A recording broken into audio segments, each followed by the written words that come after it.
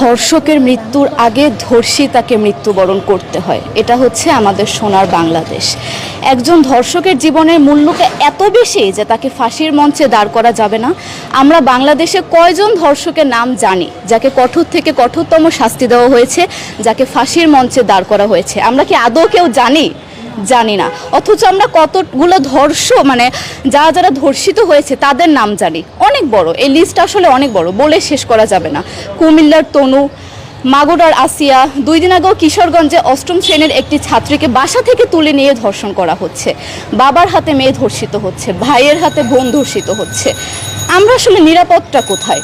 আমার মনে হচ্ছে আমরা যেন আইয়ামে জাহিলিয়া যুগে চলে গিয়েছি।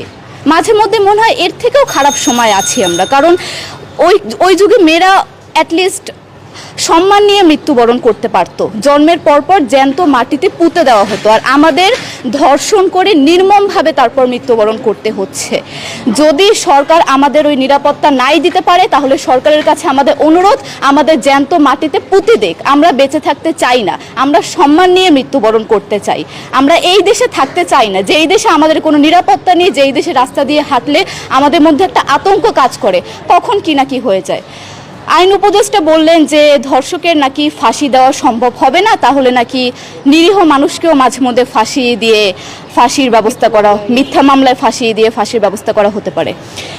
আইন উপদেষ্টার কাছে আমার প্রশ্ন, আল্লাহ না করুক আজকে যদি আপনার কাছের কেউ, আপনার বোন অথবা আপনার স্ত্রী অথবা আপনার মেয়ের সাথে যদি এরকম কোনো কিছু হতো, আপনি কি আসলে এটা বলতে পারতেন যে না, ধর্ষককে ফাঁসি দেওয়া যাবে না?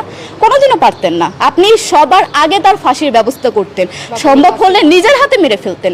তাহলে আমাদের বেলায় কেন এত বৈষম্য? আমরা কি দোষ করেছি? আমরা কি নারী না?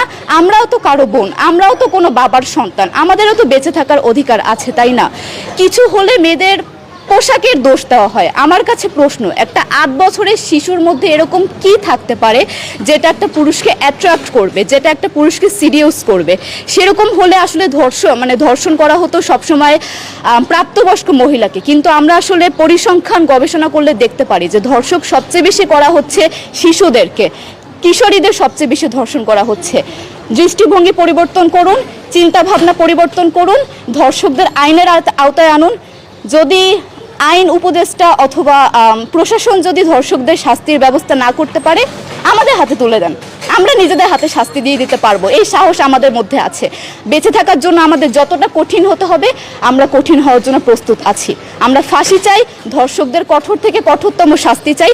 যতদিন না পর্যন্ত ফাঁসি দেওয়া হবে, যতদিন না পর্যন্ত ধর্ষকদের শাস্তির ব্যবস্থা করা হবে, আমরা আমাদের আন্দোলন অব্যাহত